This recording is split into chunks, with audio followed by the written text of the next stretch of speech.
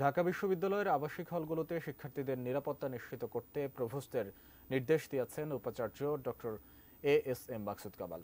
সোমবার বিকেলে সব হলের প্রভোস্টদের নিয়ে জরুরি বৈঠক করেন তিনি। তবে এই মুহূর্তে ক্যাম্পাস বন্ধের কোনো সিদ্ধান্ত হচ্ছে না বলে জানিয়েছেন স্যার এএফ রহমান হলের প্রভোস্ট রফিকুল ইসলাম। নিয়মিত ছাত্র তাদের প্রোটেকশন দেয়া, কোনো প্রকার অস্থিতিশীল পরিস্থিতি যেন না তৈরি হয় সে বিষয়ে হলের হাউস টিচার এবং প্রভোস্ট যারা আছেন তারা সকলে সেই বিষয়গুলো দেখবেন। এটা আমাদের নির্দেশ।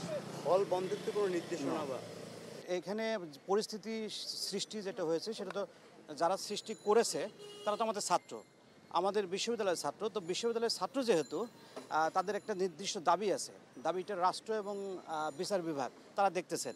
তো আমাদের দায়িত্ব হচ্ছে বিশ্ববিদ্যালয়ের শিক্ষক হিসেবে, প্রশাসনের অংশ হিসেবে ছাত্রদের প্রোটেকশন দেওয়া এবং ছাত্ররা যেন সুরক্ষায় থাকে সেই বিষয়টা নিশ্চিত করা।